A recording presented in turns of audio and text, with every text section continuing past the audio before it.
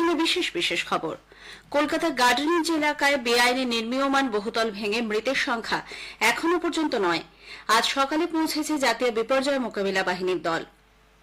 লোকসভা ভোটের আগে নির্বাচন কমিশনের নির্দেশে রাজ্য পুলিশের মহানির্দেশক পদে রাজীব কুমারকে সরিয়ে ডিজি হচ্ছেন আইপিএস আধিকারিক বিবেক সাহায়। দেশের লোকসভা নির্বাচনের প্রথম দফার ভোট গ্রহণের জন্য আগামীকাল বিজ্ঞপ্তি জারি হচ্ছে। প্রধানমন্ত্রীর বিরুদ্ধে নির্বাচনী আচরণবিধি ভঙ্গের অভিযোগ তুলেছে তৃণমূল কংগ্রেস। মতুয়া মহাসংঘের দায়িত্বভার চেয়ে কলকাতা হাইকোর্টে মামলা করেছেন কেন্দ্রীয় জাহাজ প্রতিমন্ত্রী শান্তনু ঠাকুর।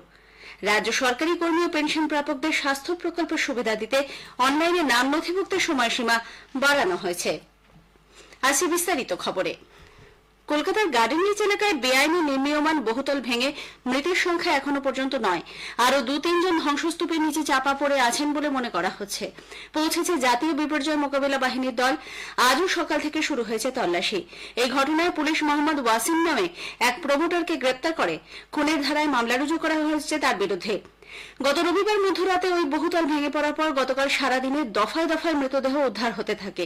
সকালে মুখ্যমন্ত্রী মমতা ব্যানার্জির পর বিকেলে ঘটনাস্থল পরিদর্শন করেন রাজ্যপাল সিভি আনন্দ বোস, যান অন্যান্য বিরোধী দলের নেতৃবৃন্দ।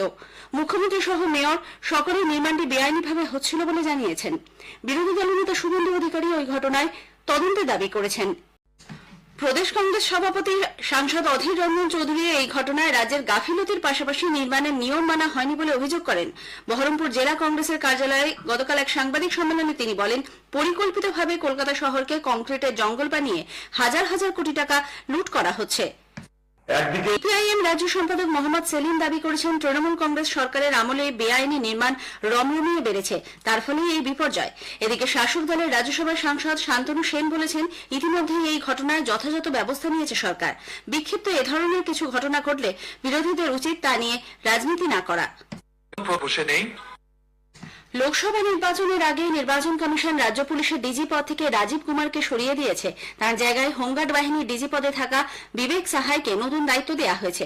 গতকাল স্বরাষ্ট্র মন্ত্রক থেকে বিজ্ঞপ্তি জারির পর রাজীব কুমারের জায়গায় নতুন ডিজি হিসেবে 3 আইপিএস আধিকারিকের নামের তালিকা রাজ্য সরকারের তরফে কমিশনের কাছে পাঠানো হয়।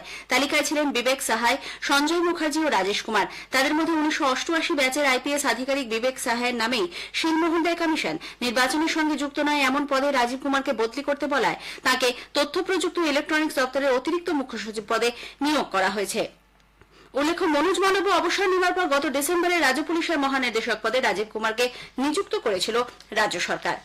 বিজেপি নির্বাচন কমিশনের এই সিদ্ধান্তকে স্বাগত জানিয়েছে। দলের রাজ্য সভাপতি সুকান্ত মজুমদার গতকাল সাংবাদিকদের বলেন, কমিশনের সিদ্ধান্ত ভোট করাতে হয়তো।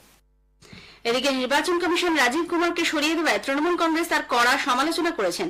দলের রাজ্য সম্পাদক কুণাল ঘোষ গতকাল তৃণমূল ভবনে এক সাংবাদিক বৈঠকে বলেন, ক্ষমতাসীন বিজেপি সরকার কেন্দ্রীয় এজেন্সিগুলিকে নিজেদের স্বার্থে